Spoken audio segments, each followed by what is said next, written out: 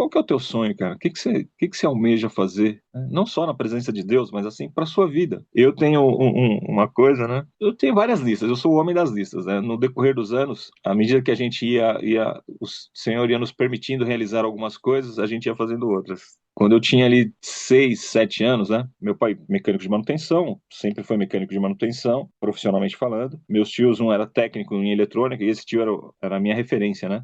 Era muito próximo desse meu tio, assim. Ele que me estimulou o gosto pela leitura. Eu vi ele mexendo na eletrônica ali, depois fui pegando gosto por essa área e tal. Enfim, aí e tinha um outro que era mestre de obra. Então, meus pais sentavam, a tradição da família era jogar dominó. As mães, né, as tias, faziam aquelas panelonas lá de frango e tal, e botavam lá, e jogando dominó o dia todo e conversando do trabalho, do trabalho. E eles falavam, não, porque um engenheiro, né, mandou fazer isso, o engenheiro mandou fazer aquilo, o engenheiro mandou fazer aquilo outro. Eu sabia lá que era engenheiro, cara, não tô saber que, né, não sabia de nada. Mas eu pensava, né, eu ali na mesa, brincando de carrinho ali, próximo deles, né? Rapaz, esse engenheiro deve ser um cara extraordinário, porque ele manda no meu pai. Ele manda nos meus tios que são mais velhos do que meu pai. Ah, quero ser engenheiro, né?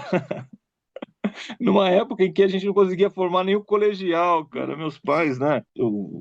Formaram ali na quarta série, meu pai, minha mãe, meu pai estudou um pouco mais. Tudo era muito longe, né?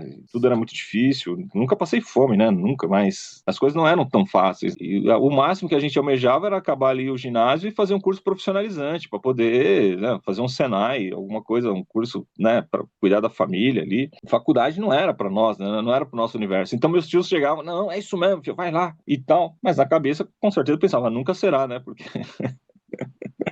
era muito difícil para chegar. Engenharia não era todo lugar que tinha. Hoje virou carne de vaca, né? Hoje você fala, ah, faz engenharia, aí você faz, né? Até EAD você faz engenharia hoje. Mas não era, né? Naquela época, né?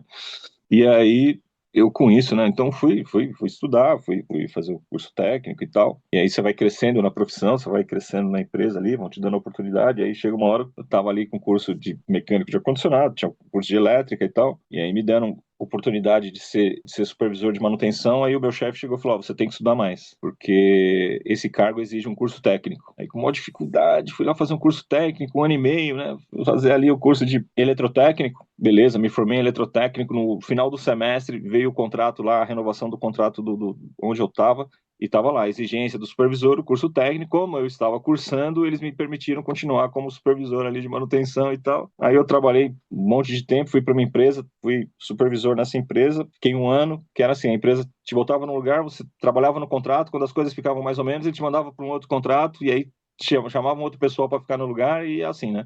Fiquei 7 anos num outro lugar, me chamaram de volta, me convidaram. Aí o cliente me convidou para passar para o cliente, mas eu não tinha faculdade, né? E era para ir como coordenador. Eu falei, cara, mas eu não tenho, eu estou estudando aqui, né? Fazendo a faculdade, mas eu não concluí. Um curso de 5 anos eu levei 10. Começava, parava, não tinha dinheiro, não tinha horário. E aí, com 52 anos, eu me formei em engenharia elétrica. O pessoal falava, por que você não faz outra coisa? Eu falei, não, cara, eu não vou trair o sonho daquele menino lá, eu vou fazer engenharia, e fiz engenharia. Mas me formei já mais tarde, né? Me formei bem mais velho, né? Meus filhos, graças a Deus, conseguiram se formar ali com menos de 23 anos, fizeram FATEC também, porque foi Senai, até que FATEC, não precisava pagar mensalidade, né? Porque tem isso também, você vai fazer um plano? Não, meus filhos vão estudar, vão ter curso superior. Aí fala assim, ah, mas era o que eles queriam? Eu falava, amigo, você não sabe o que você quer. Você vai estudar o que a gente tem condição, o que está mais próximo, o que está aqui na mão, porque o tempo vai passar e se você não tiver estudo é pior do que ter, não é? Você não ter é pior do que você ter. Ah, mas não era uma área que eu gostaria. Beleza, mas é melhor você ter alguma coisa numa área que você não gosta do que não ter nada. E aí, quando você tiver condição, você paga o que você gosta. Então, eu sempre digo isso: não perde o tempo presente, não perde o tempo presente. Se você tem condição de estudar, mesmo que seja o que você não gosta, estude, até criar condição de fazer o que você gosta. E com a gente foi assim, né? Comigo, com meus filhos,